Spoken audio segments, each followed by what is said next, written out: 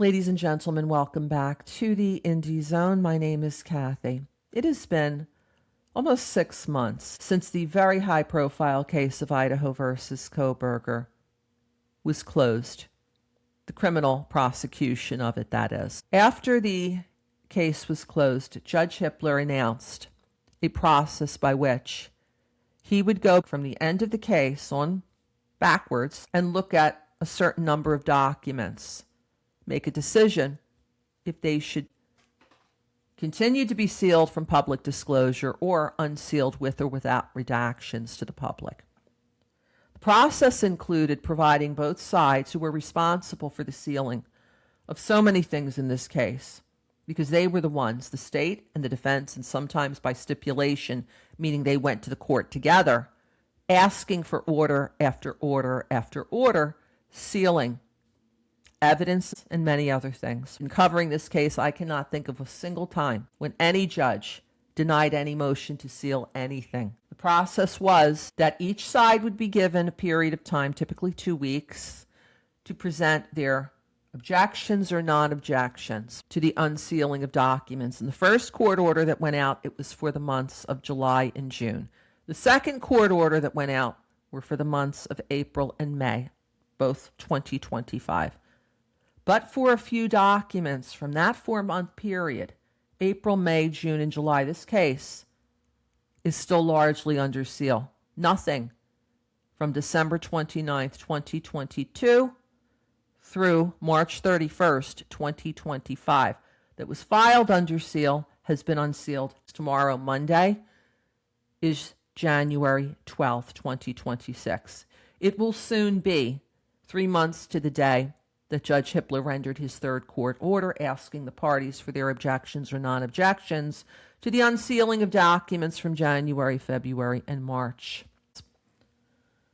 Judge Hippler entered an order back on December 18th, 2025, over 3 weeks ago, declaring which documents from January, February, and March that contain, many of them, evidence under seal supportive of multiple motions in limine, dealing with everything from CSLI, DNA IgG, suspect vehicle 1, witness identification by bushy eyebrows, text messages of November 13th, 2022, phone calls, and so many other things. Judge Hippler entered an order declaring that he could not find any reason to continue sealing dozens of documents with no redactions and dozens more with redactions from the public. And yet, as of today, more than 3 weeks later, not a single document appears on the public docket that was ordered to be released.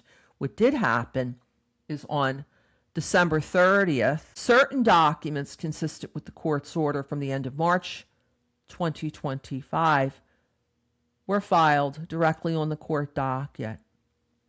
And some of those documents contained sensitive information. Major crime scene fingerprints, major crime scene handprints, telephone numbers, addresses, social security numbers, and other sensitive information. So here we are, 6 months after change of plea. After some sensitive information was released on the public docket for a few hours, as it was on December 30th, this case is still as largely under seal for the most part as it was during the more than 2.5 years that it progressed. The public was not able to do what the public was supposed to do during the pendency of the case and ensure that those with enormous powers, such as prosecutors, judges, law enforcement, and I would also argue defense attorneys, were not abusing their powers and their authority. Please read the declaration of Rebecca Boone. She was a member of the media coalition that tried to persuade Judge Hippler back in July to unseal this case. He denied that motion. Ms. Boone goes into all of the reasons why this case needed transparency over 6 months ago, and there still isn't. Asking a rhetorical question, giving an opinion, speculating here entirely. Is this over Judge Hippler's head with respect to the documents that were unsealed that contained some very private information. And the fact that here the public is, and every member of the public who paid income taxes during 2022, 2023, 2024, 2025, when multiple federal employees worked on this case, beginning with the very early stages of the investigatory period, who were paid salaries and benefits out of tax dollars that the American public pays.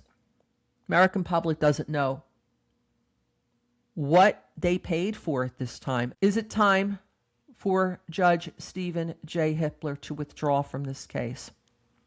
Is another speculation, rhetorical question, opinion, commentary, because of what's happened as of late. If you have any thoughts, any comments, any opinions that you would like to share, please leave them here. Until next time, this is Kathy. Thank you for joining us here today.